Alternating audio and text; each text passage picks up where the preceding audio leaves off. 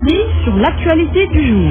Quelle place donner à nos langues nationales pour contribuer à notre développement? C'est l'objet de point de vue et vous avez la parole. Le prétexte du débat du jour, c'est le lancement de la semaine nationale de l'alphabétisation. Nous avons en ligne Mme Ali Conté, journaliste à Sud Quotidien. Bonjour Mme Ali. Bonjour Antoine. Vous êtes spécialiste des questions d'éducation. Mme Ali, quelle place pour nos langues nationales qui devraient donc contribuer à notre développement? J'ai peur quand vous dites spécialiste des questions d'éducation. Je suis un passionné des questions d'éducation sans être véritablement un grand spécialiste. Très bien. Bon, je crois que les langues font partie, surtout en Afrique, des questions de patrimoine. De plus en plus, le débat autour de la problématique du patrimoine se pose et des associations se créent à travers le continent pour parler plus sérieusement de questions de patrimoine. Oui. C'est des sujets pendant longtemps autour desquels on n'a pas beaucoup discuté en Afrique, c'est-à-dire tout ce qui nous appartenait, tout ce qu'on faisait, tout ce qu'on regardait, c'était du côté de l'extérieur. On oubliait que nous avions des valeurs. Aujourd'hui, la difficulté de la perception du monde vu d'Afrique est devenue tellement complexe pour nous, parce que nous ne savons pas parler de ce que nous faisons de beau, de ce que nous avons de beau, de ce que nous avons construit autour de notre histoire. Et c'est pour ça que la question de la langue vient se griffer à cette histoire. Donc je le mets dans la problématique du patrimoine. Alors, et qu'est-ce qui nous empêche, nous, Africains, disons nous, Sénégalais tout simplement, de faire en sorte que les langues nationales soient premières au point de contribuer quelque part à notre développement économique et scientifique, si vous voulez? Oui, c'est-à-dire qu'en Afrique, le problème, c'est tous les pays. Vous avez, parce qu'on a oublié qu'on avait des langues. C'est-à-dire dans nos écoles, on a souvent enseigné avec les langues d'emprunt qu'on avait, c'est-à-dire que ce qu'on appelle la langue officielle. Alors que les langues nationales, on en décompte une dizaine, une quinzaine. Dans un pays comme le Congo, vous en avez 200, plus de 250. Donc c'est un peu ça. C'est-à-dire qu'on a oublié qu'on avait des valeurs. C'est pas tout le monde, parce que c'est même insulter l'histoire que de dire qu'on a oublié qu'on avait des valeurs. Il y a des gens qui se sont battus autour de ça. On peut citer tous les chercheurs qui ont travaillé sur les sciences humaines en Afrique, qui ont travaillé sur ces problématiques de la langue. Et une université comme celle de Butare au Rwanda a travaillé sur les problématiques de la langue africaine. Et la langue nationale, on va l'appeler comme ça, par mépris les gens ont dit dialecte. Mais c'est un véhicule de culture. C'est-à-dire qu'on ne peut pas parler de culture si on ne met pas une langue avant, parce que la langue permet de communiquer, la langue permet d'échanger, la langue permet de sortir un peu de l'obscurité et d'aller vers le monde. Jusqu'ici, le problème qu'on a eu, c'est que toutes les langues d'enseignement que nous avons sont des langues d'emprunt. Et je dis souvent aux gens avec lesquels je discute, vous savez, les mathématiques, on peut le faire en Wolof, mais malheureusement, on a préféré faire des raccourcis et le faire en français. Jusqu'ici, l'Afrique ne propulse pas son développement autour de la langue. Elle le propulse en essayant plus de faire parler aux gens l'anglais, de faire parler aux gens l'espagnol, de faire parler aux gens même le russe et le chinois, mais pas le swahili, pas le kikongo, pas le lingala, pas le Wolof, le Bambara, alors qu'aujourd'hui la langue mandée par exemple est parlée dans toute la sous-région ouest-africaine, mais dans quel pays utilisons cette langue-là dans les universités? Presque pas. Disons absolument pas. Merci en tout cas Mme Ali Conté, journaliste à Sud Quotidien. Nous avons en ligne le docteur Daouda Ndiaye. Bonjour docteur. Bonjour. Docteur en sciences de l'éducation et expert écrivain. Alors, qu'est-ce qu'on doit faire, docteur Daouda Ndiaye, pour que nos langues nationales contribuent à notre développement? Moi, je pense qu'il faut commencer par travailler sur les représentations des langues, de nos langues nationales.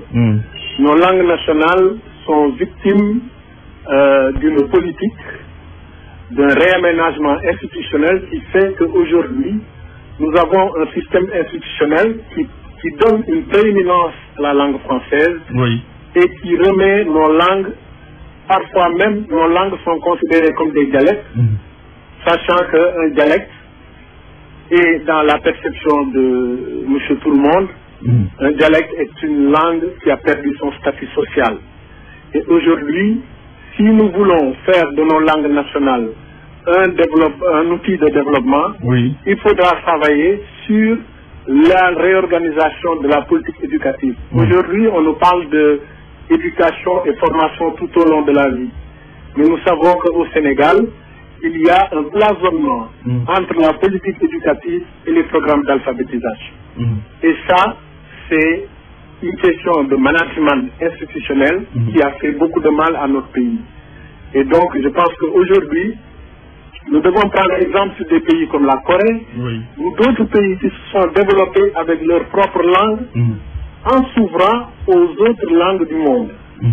Je veux dire par là qu'aujourd'hui, nous ne pouvons pas développer le Sénégal en mettant de côté tout un pan du patrimoine culturel, parce qu'aujourd'hui, nous avons des savoirs endogènes, des savoirs endogènes. Par savoir endogène, on entend des savoirs qui s'appuient sur des connaissances locales, sur des savoir-faire locaux, qu'il faut valoriser et essayer de construire un pont entre cette éducation formelle et cette éducation non formelle qui se fait à Ngaïmehé ou ailleurs, avec une langue autre que la langue officielle de notre pays. Voilà. Alors, comment justement valoriser nos langues nationales? Est-ce que cela signifie forcément il faut les introduire dans l'enseignement à l'école et dans d'autres secteurs de la vie nationale? Moi, je pense qu'il faut travailler sur une articulation entre la scolarisation et l'alphabétisation.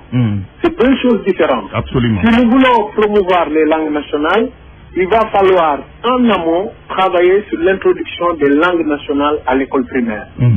Et c'est en ce moment-là qu'on pourra avoir une ligne de cohérence dans la politique de l'éducation et de la formation tout au long de la vie, qui permet alors de faire ce mouvement aller-retour entre l'alphabétisation et la scolarisation. Très bien. Merci, Dr Dardengaï, docteur en sciences de l'éducation et expert. Vous êtes Youssou Touré, c'est le secrétaire d'État en charge de l'alphabétisation. Bonjour Youssou. Bonjour Antoine. Alors, Youssou Touré, comment donner à nos langues nationales la place qu'elles méritent pour contribuer à notre développement?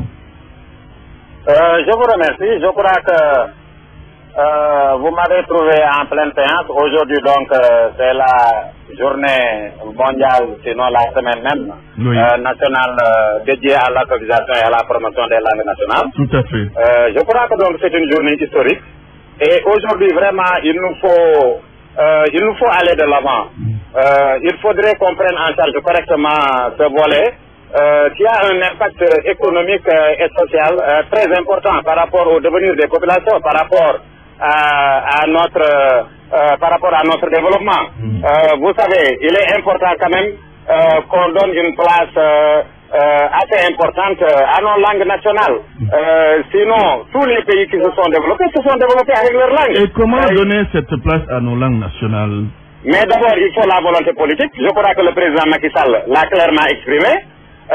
Ensuite, maintenant, il faudrait que, véritablement, que tous les acteurs s'y mettent, qu'on dépasse l'étape des vœux, qu'on dépasse l'étape de la théorie, des théories savantes, vraiment qu'on passe à l'essentiel. L'essentiel, c'est aujourd'hui, ce département, l'ériger en département plein.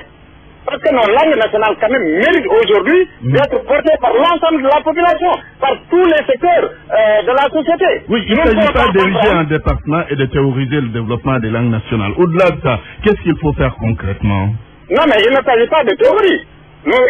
Plus de 30 langues déjà ont été codifiées. Aujourd'hui, il s'agit tout simplement de faire en sorte que ces langues soient correctement prises en charge. Comment? D'abord, on doit commencer par l'introduction des langues nationales à l'école.